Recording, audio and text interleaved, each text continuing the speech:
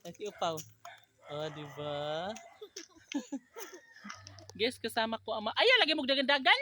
Ah, kasama ko ang mga kids na mga makukulit. And, syempre, hindi ko nga sila dapat pasamahin kasi nga hapon na kaso lang sumasama talaga sila. Ang kulit-kulit talaga nila mga kaibigan ko. Dito lang kayo, hoy. Dito kay may sakyanan. Dali nga. Dapin ano eh. Mga sakyanan.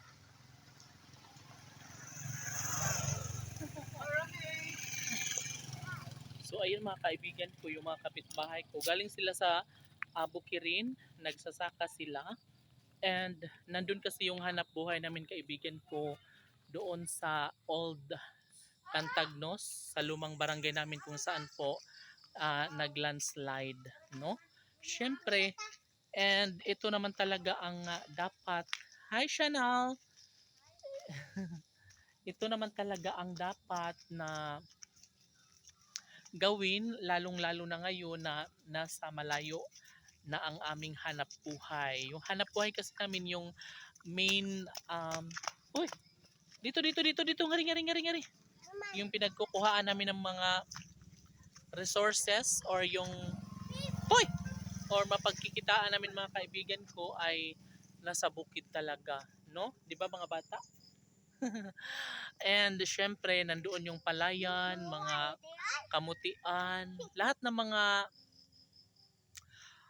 mapagkakitaan sa bukid mga kaibigan ko ay nandun talaga lahat. Malakas dun yung mga kopra, yan. Maraming ano talaga doon, mga kalubian, no, na pinagsasakahan ng halos lahat ng mga taga dito sa amin ay yes, syempre doon kasi ang ano namin lugar talaga. Pero ngayon, dahil binago na ng panahon, alam naman natin na walang permanente sa mundo.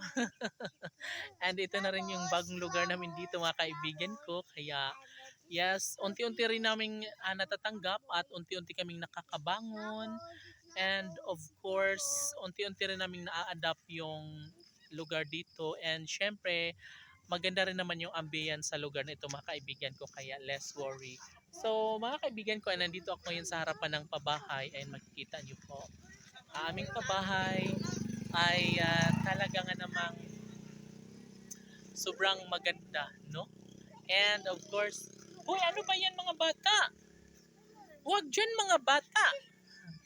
Naglalaro ang mga bata, mga kaibigan ko, dito sa harapan ng pabahay. And sobrang talagang, oh my God, ang ganda-ganda, sobrang sulit. And, syempre, ang lugar na ito, mga kaibigan ko, ito na yung second home namin, no? Pero ganun pa rin yung barangay namin, mga kaibigan ko, barangay Cantagnos pa rin. And, yun nga lang, relocation site na siya. Barangay Cantagnos relocation site.